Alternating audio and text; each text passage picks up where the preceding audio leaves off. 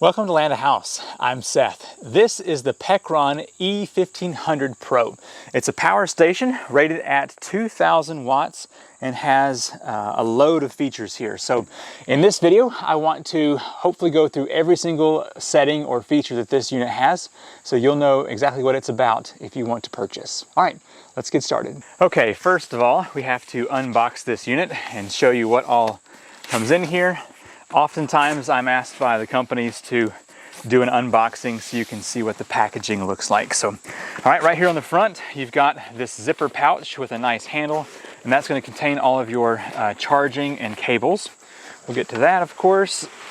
Pull this big heavy foam block out, and then get the power station out of here.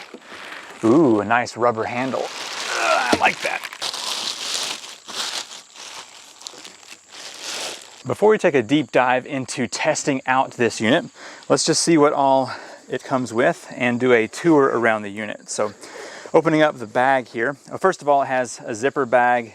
It's got a handle on top and also has the carrying strap, which is a nice feature.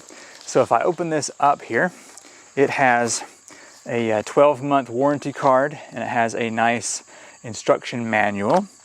And then, so as far as cables go, you've got the Anderson plug to battery alligator clamps. You've got your AC cord right here. Now you'll notice there's no brick, so there's no AC to DC converter here. It's built into the unit, which is so nice to have. It makes carrying this charging cable a lot easier. Let's see, we've got the typical cigarette lighter to the barrel plug right there. This is a GX16MF right there to the Anderson on that side. And then again, you've got that plug to the MC4 for solar panels. A quick tour here. Let's start with the top. It has two rubberized handles to make carrying this a lot easier. It has a wireless charging here on the top. I like that a whole lot.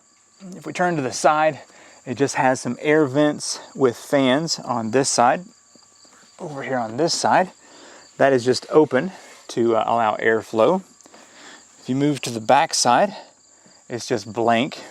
And if we go up underneath here, it's got a little bit of information with the model number.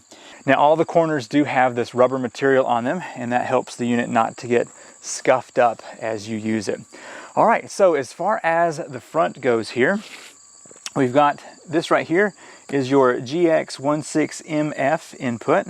It's a PV 24 to 48 volt, 800 watt max. Over here you've got your barrel plug. That's the size DC5521, and that is 12 volt to 100 watt right there. Down here you've got your AC input. There's a fuse here, and then if you go right here, you've got your inverted T fitting, just a standard like a computer cord input. 100 to 120 volts, 15 amps max. And I believe that charges at 1,000 watts. So definitely can charge this unit rather quickly. Moving over here, you've got your LCD screen. Remove that protective cover there. And you've got three typical outlets. And those can do up to 2,000 watts altogether. DC power on button here. AC power on button here. Anderson plug right here. And then if you go here, you got your typical 12 volt cigarette lighter. And then over here, you've got your 12 volt 5 amp barrel plug, 100 watt USB-C, 18 watt USB-C, and then 18 watt USB. And then you've got three more of those 5 volt 2 amp USB down there at the bottom. Let me run through the display settings real quick. I'm going to hold down the AC on button to turn this unit on. So first of all, you can see watts right here. Nothing's being used. 22.2 hours, 54% AC out, and then this up here is just a battery display. So if I press this again, you can see it now has 110 volts. It's at 50 hertz. We'll have to change that. And 54% on the battery. So I'm going to hold that down, turn it off, and then I'm going to hold down the DC button and turn the DC side on.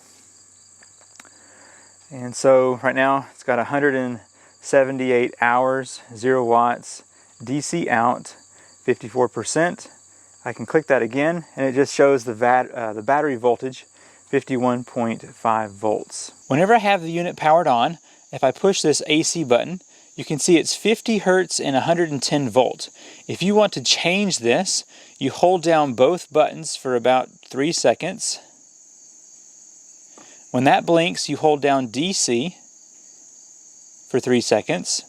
Now I can push AC once to change the hertz, hold that down for about 2 or 3 seconds, hold that down again, and it's going to set that so that now we're at 60 hertz instead of 50 hertz, as you can see right here.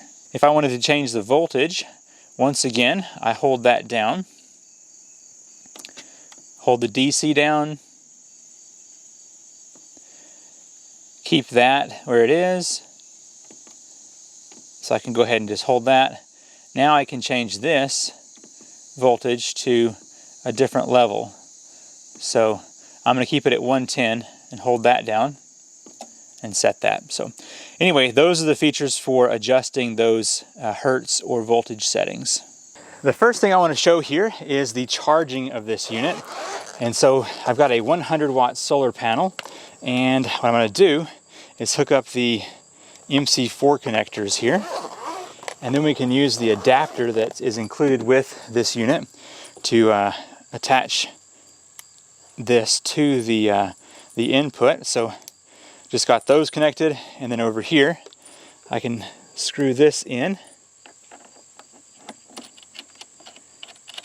Actually it doesn't screw, it just presses in there. Okay, so now when I open up my panel, we should see some input on the charging.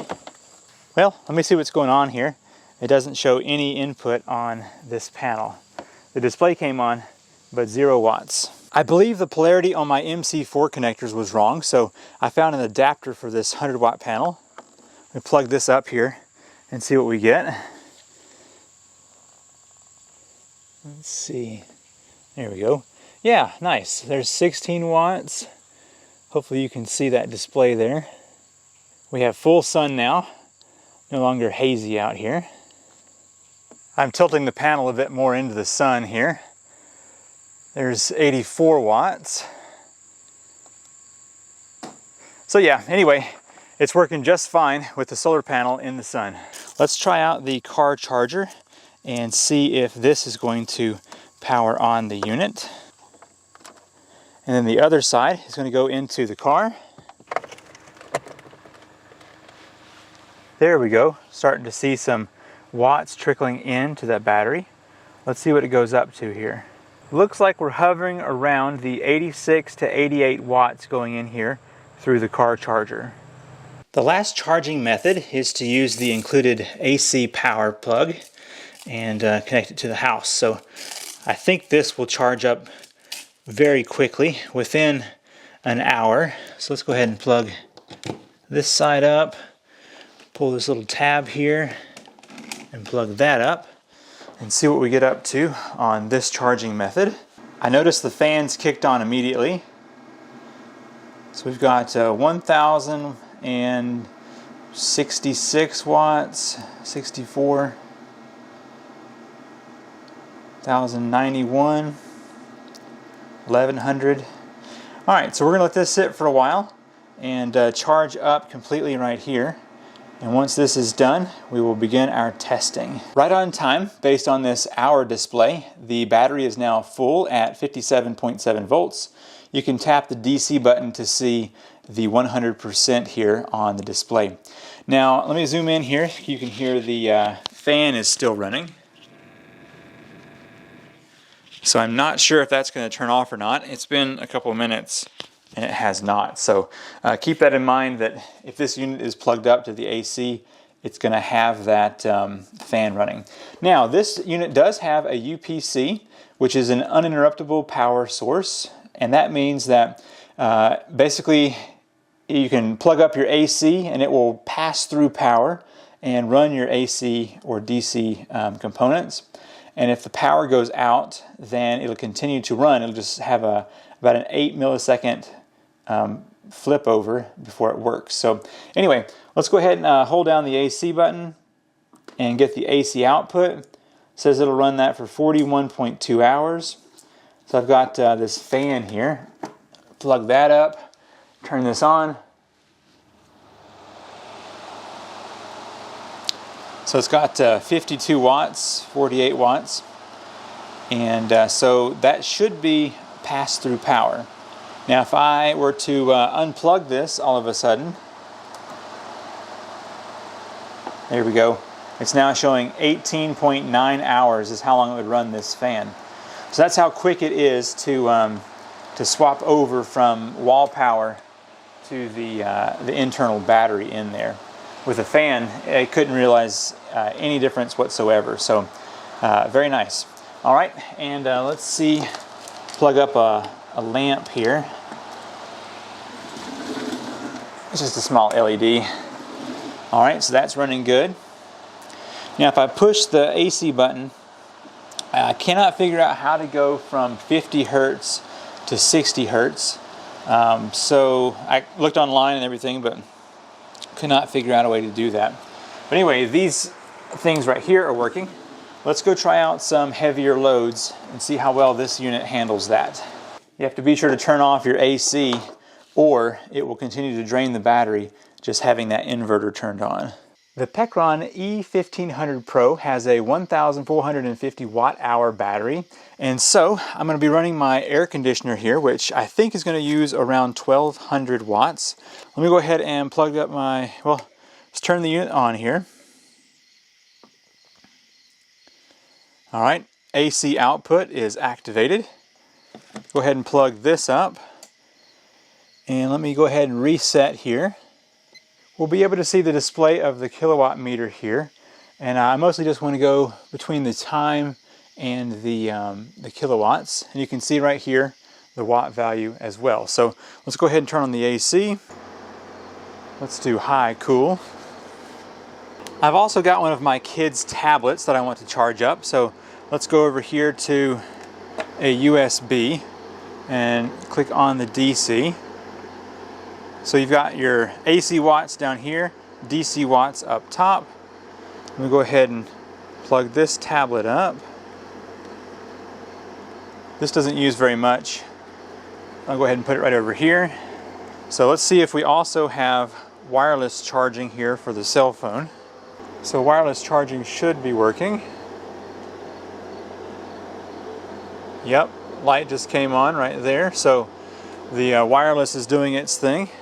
At about 8 minutes in, I added 2 more lights to bring this up to 500 watts. And that way I would be able to bring the time down some. And so what I've got down here is just these 2 super bright LED lights.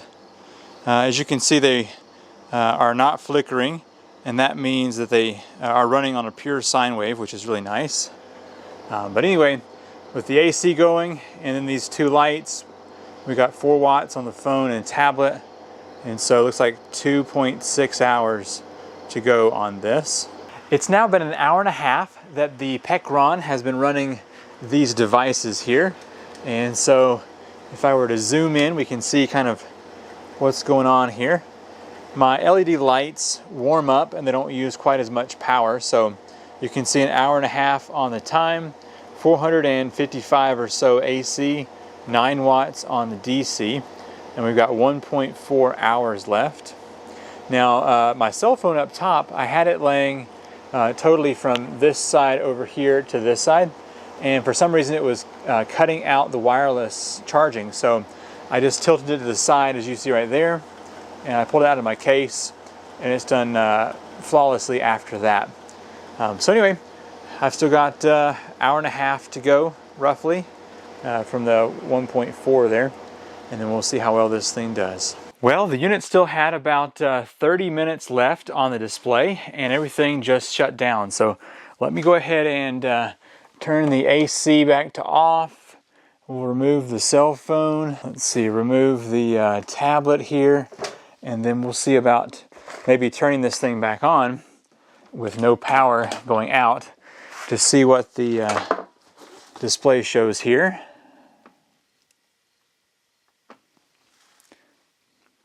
The fans had kicked on, but I wouldn't expect it to have had any issues with overheating.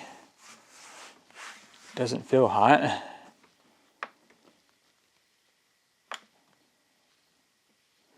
Yeah, it's not turning on.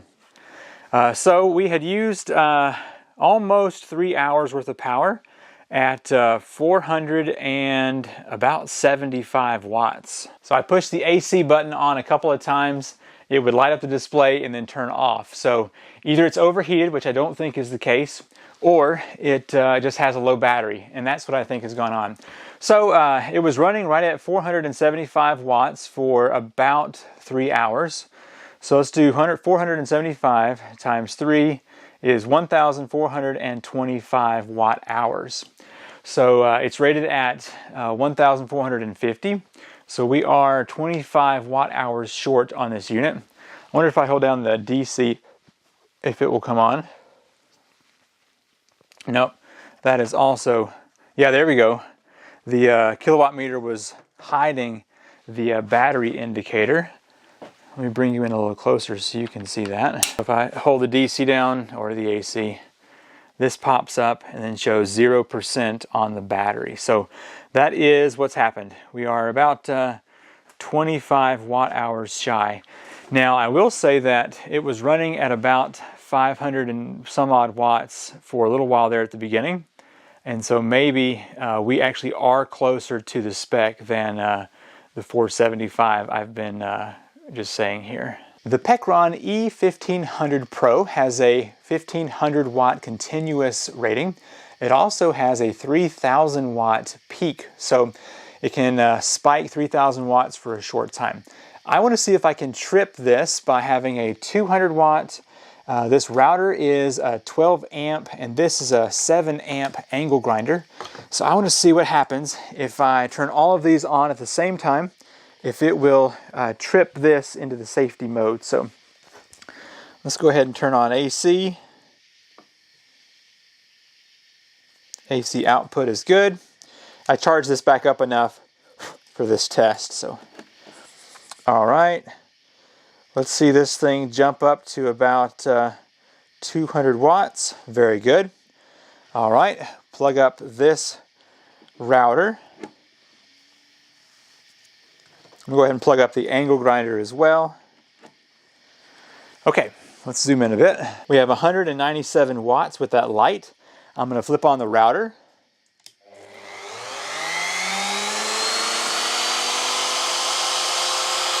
It's only 350. I don't think we're going to be able to make it.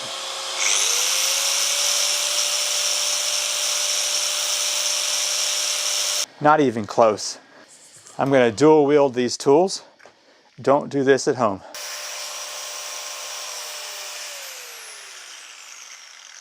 I saw 900. I'm going to have to get the heater out. This heater down here is rated at 1500 watts, so this unit still should be able to operate it. And if we add more things to it, hopefully we'll get this to trip. So go ahead and plug this up. We got 0 watts there.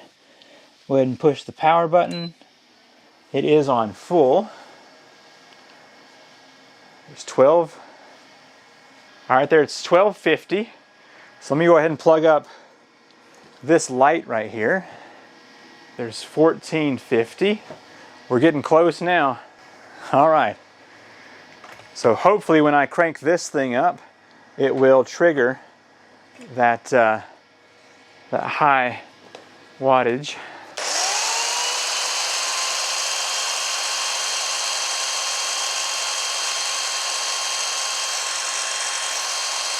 Okay, it had no problem running 1800 watts and did not trigger. The instruction booklet did say it could run things 2000 watts and lower. So yeah, it seems to be performing quite well, much higher than the rated value of 1500 watts. I just rewatched the discharge process that I was going through, and this started off for the first 30 minutes or so running closer to the 520 watts and then dropped down to about 450. So we had roughly 70 watts difference there in the beginning, and I believe that's where that remaining 25 watt hours was that I didn't calculate into my time. So as far as battery discharge goes, this thing I feel like is spot on. So that is that. So, all right, there's one last thing I wanted to test here, and that is just the 12 volt, basically the cigarette outlet plug here. And so I've got just a little air compressor, and I want to plug that up into the DC here, turn that on. Let's see, yep, DC out. Okay, so this little unit starts automatically just with this little cooling fan. Seems to work just fine. All right, nice. So I think that pretty much covers all of the functionality here of this unit. So for my personal list of pros and cons, let's start off with the pros first. So the unit has 2 handles up top, and they are covered in rubber. So if it's hot or cold out, that will help to keep your hands from being hot or cold. It also provides more of a grip. It's strong enough. I've actually been carrying it around with just one handle and holding it behind me. So those handles are nice and strong. The little rubberized feet have prevented this from sliding around any. It's pretty solid, so that's always nice. I really enjoy having the wireless charger. I use that on my phone exclusively. And then as far as the functionality up here goes, I like how all of the flaps hang down so that you're not going to have them opening on their own. So you can pop those out, and then whenever you put them back, they're just going to stay stationary. One thing that's very nice is to have the internal AC to DC adapter. So all you have to have is that single plug or cord to charge this up, and don't have to carry around that giant brick to charge this up. The 3 outlets here seems to be fine. A 4th might have been nice, but you know, you can always use an extension cord with a splitter on it. So I really haven't ever used this LiPo battery charger. I don't have one of those to even use, but it's nice to have that. The 4 USB type A and then the 2 USB-Cs are nice to have. So yeah, everything about the unit seems to be functioning as you would expect. If I turn on the unit again, it was nice to be able to go scrolling through here. See, I never could get it to change from 50 hertz to 60 hertz. I'm not sure if I'm doing something wrong. I just couldn't find that. But you can see the voltage on there, the percentage of battery, and then you can go here and see the hours and the watts as well. So that's a pretty cool feature. All right, so now for the cons, my personal list of cons. The first one is that there's no LED light on the unit. And sometimes it's nice to just be able to turn on a light and see what you're doing in the dark, and this unit does not have that. So that's something that I would like to see.